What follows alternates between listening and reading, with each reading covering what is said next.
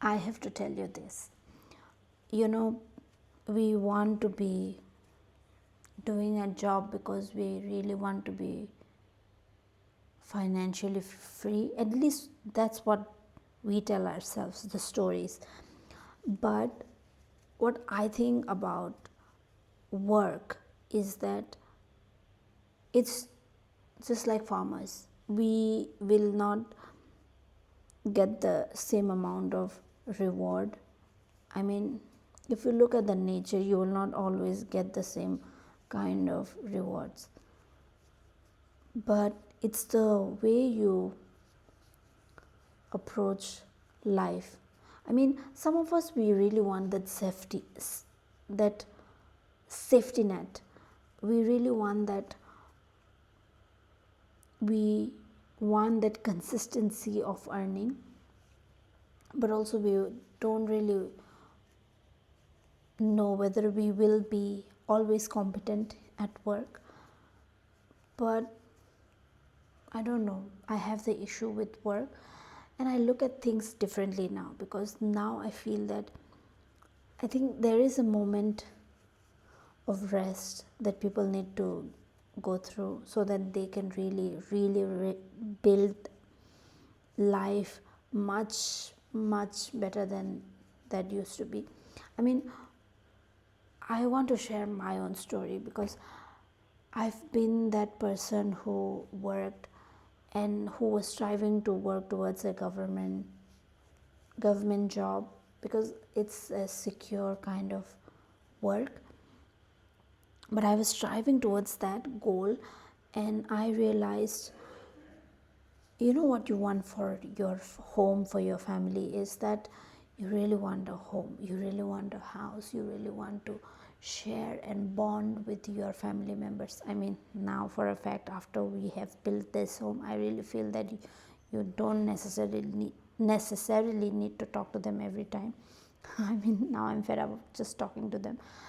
But yeah, this period also comes, but you get the satisfaction that you really wanted to do something different.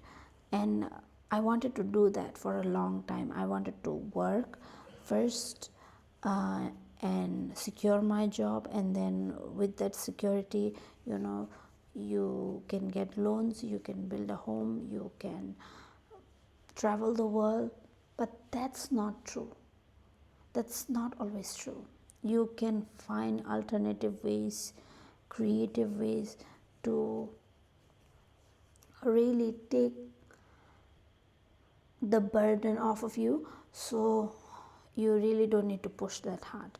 You really don't need to get into so much of expectation for yourselves. In in our lifetime, we have a short amount of time. We don't necessarily know that we are going to live that long. That has always been my philosophy, that I'm not going to live that long. uh, I want to, that's a different case, but I will not always be there to witness every single thing that every one of my family members would like to experience. But we think that we know ourselves, we think that we're going to live that long, we think that uh, we don't need to bother about dying. But the reality is we will die. So what's most important for us while we live is actually to understand that conquering is not what we are supposed to do. I mean, conquering a job or conquering certain aspects of your life. I mean, conquering your fear is good, but then to conquer, to, always desire things and to keep on buying or purchasing, that's not what life is about. At least now that I have felt like there is a stability of a home, I think that, yeah, you need to have a home, but you don't need to do certain things that the world think is a security, while discarding every single thing about your life. I mean, you are an individual, but at the same time, you exist in a society where everything is planned out for you. I mean, I don't want something to be planned out. And for a woman, the society has decided for you. If you are with married couples, you are the odd one. But to know, where do my confidence come from? Where do my thoughts of self understanding oneself come from?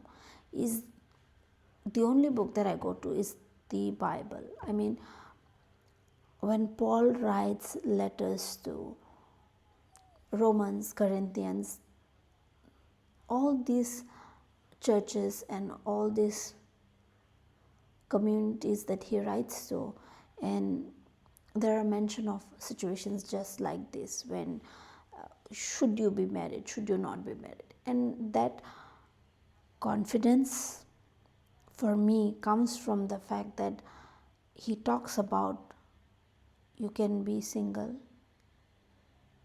but if you are burning with passion, if you are burning with desires, sexual desires, or emotional desires, or financial desires, I don't know for a fact that you should get married. You should address those. You should get married if you really need to, if you love, and if love, I don't know, would you really love someone? It's really hard for human beings to love someone for a long period of time, because we are flawed. For us to really love oneself is already a difficult task. How can we expect someone else to love us? And we change with time, we change as a person, we have expectations of the other person, and other people also expect a lot from us. But I would love to think that if you want to get married, get married. If you don't want to get married, it's okay. But yeah, that confidence, that is very hard to find, where even if you are married, you'll find people who are so insecure. You'll find people who would really have ample amount of time to really waste and gossip about everyone they know. And that's how relationships fall apart. And you know something about our lives is we really are not sure about a lot of things, but you'll be alone, you'll feel lonely even if you're married or single. That is for a fact true. I mean, that's what my mom and dad has always been vocal about. You will not always feel the same amount of love that you used to have.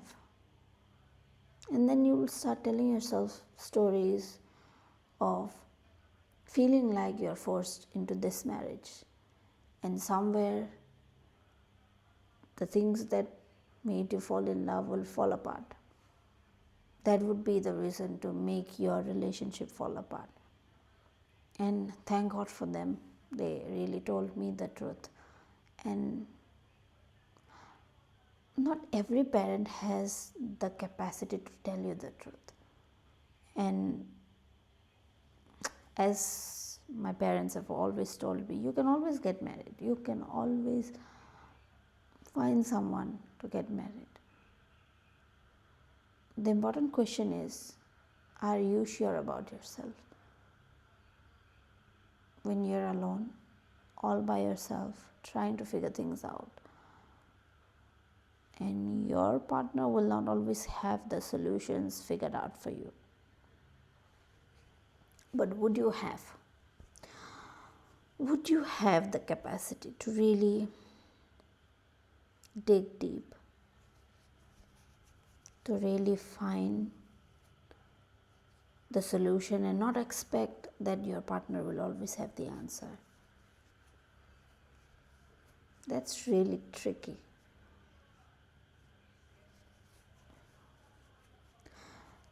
Coming back to love, you have to. No matter what, you really have to love the other person. That's true even for parents. They may not always figure things out for you. You still have to love them. Because love isn't about them. It isn't about the other person. It's about you. It's your capacity to love. It's your capacity to be patient, to be kind. Do not boast about things. Do not be do not have so much pride that I am the one loving the other person. They should be the one taking care of me. They should be the one doing things for me. I think that's unfair to the other person. If you are there to only take from them, or if you are going into a relationship expecting that you'll always have equality, I don't think that works.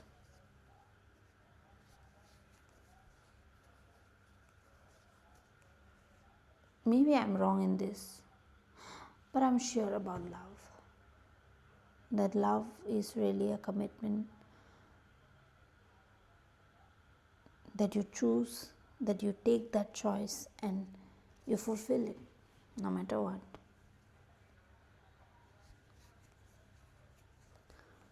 And if I apply that to the job as well, I really want to do what I love. Everything I do, even the crochet that I'm doing right now, I'm really doing it for love because I need to do this for my sister, and she needs to put a this is a table mat for a dinner table. So I'm trying to do this with the best of my efforts, and I want to do for the longest of time, as long as I live, because you know the truth about people remembering you, and people talk about legacy, it doesn't happen. People don't really remember you. Imagine, do you remember your grandpa's dad? I mean, I know my grandpa, only them I remember, my grandma, my grandpa, but I don't really remember the ones before them, their parents. I don't remember them. I don't even remember their siblings. I only remember them because they are my grandparents. And we've spent a good amount of time, but I don't remember their parents. So, what are we talking about legacy? I mean, what difference does it even make? The important thing to me is, have I lived a really good life? I have been that person who gossiped about someone. I have been that person who has been unfair to other people, and the same things have happened to me. But the Bible really changed my perspective, that I get a second chance, that I don't have to be that person anymore, that I don't have to discuss and sit for hours discussing how people are. And now what's important is I just have to stay silent and create, and in the smallest possible way I just try to create. Sometimes I try to be creative in situations where, somebody is about to fight, and I create comedy. I create a comedic situation, or I just joke around. But what do I do after that? I don't do anything. I just sit and wait for them to figure things out.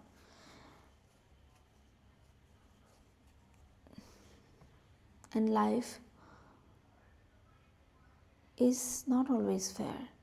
I've had my share of um, situations where we had to really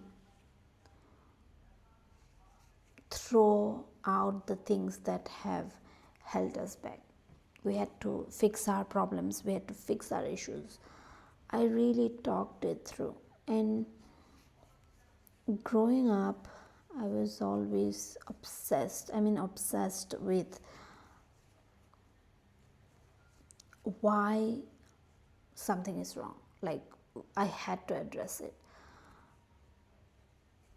I think I was not the kind of person who did something because everybody was hyped out about it. I did things because I always knew I had a choice. I did my way.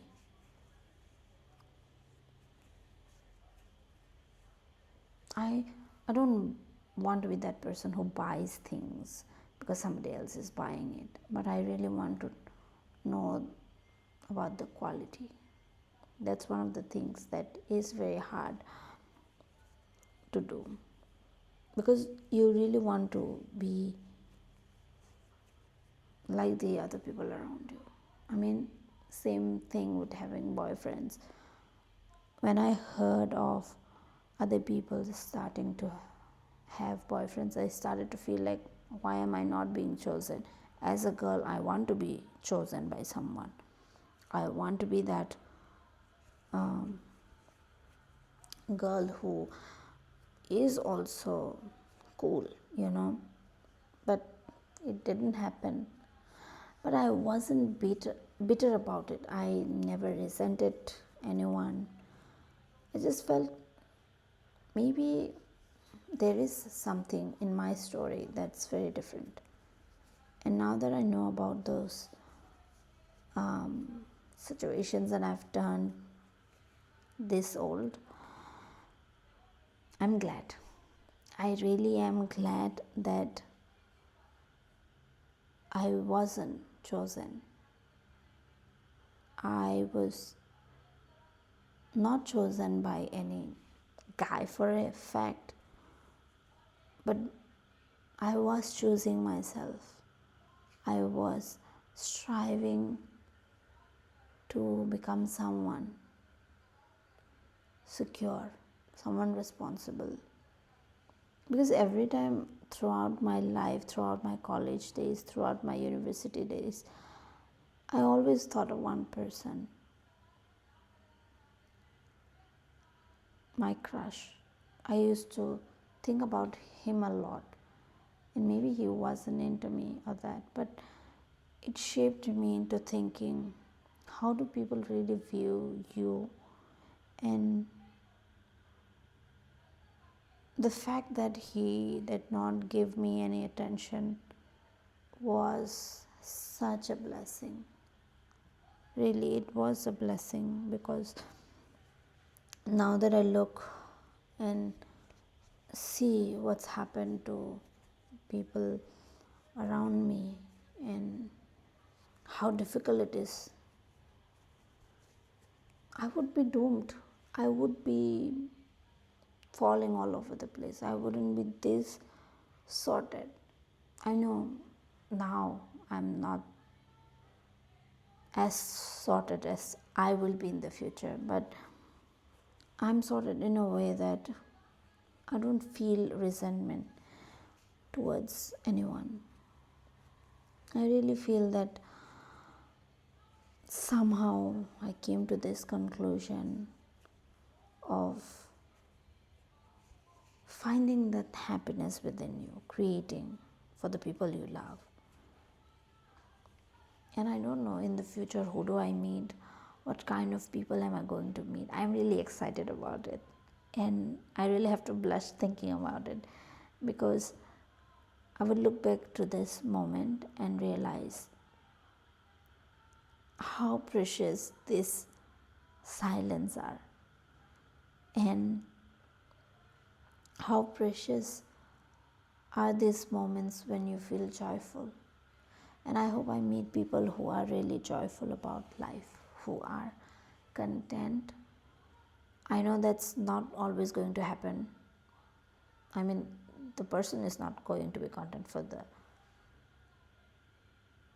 rest of their lives, but generally, as a person, just content, like we'll figure things out kind of attitude. I want that attitude because I'm that attitude. I have that attitude towards life of just figure things out, just be creative about it, just do things, experiment with yourself, and not in a way that you do the worst things with yourself, but experiment in a way that feels exciting, feels like learning how to drive, learning how to ride. It feels so thrilling, and you're trying something, and you are, that feeling was really sort of different because I was just thinking about life. I was just not thinking about the next thing. All I was thinking about is that moment. How do I learn in the best way possible? That was my thought. And I still do think. Now I still believe that I can, go to stores and try some new dishes or try to ride a new vehicle or do something new. That's very exciting to me. Going to a bank and figuring out what's this about, going there and thinking about, I don't know if I get a loan, but let me just try to talk to this person. That excitement was always there. That's how we met people. That's how we met people who gave us loans. That's how we figured things out. It was hard. It felt at that time it didn't make any sense. But now it does. It really does. It makes me feel like we don't always have to be in control. We just have to rest and let God really guide you through life. And He really does guide you through life. You can do whatever you want to do in life, but every one of us in our lifetime need to experience that feeling of letting God take that control in life. And sometimes I do take control of my life, and I just hit that brake, and I just can't focus anywhere else. And all I could dwell on that accident or dwell on that situation that have strained me, that have stressed me out. But then I just pray, and somehow He just gives us that hope. And that hope is what kept me going. It's never about the outer status, or it's never about the job. It's never about me doing it, but it's about, letting your mind, your thought, your body do what God wants to use for His purpose. And I don't know if that comes from me, but I definitely know it doesn't come from me. It comes from God Himself. He is there to guide, to flow in that direction so that we create. He wants us to create. I mean, that's all I feel right now. He wants us to create. No matter what, wherever we are, whatever we are doing, He wants us to do something. maybe be creative by just listening to someone. Just a small amount of acts of service for them is more than enough. And I hope that we get to see, we get to experience, and we get to be in that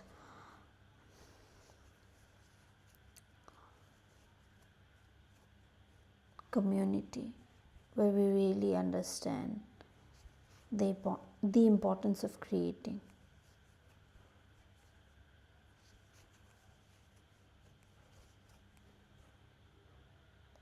Thank you for really listening to me.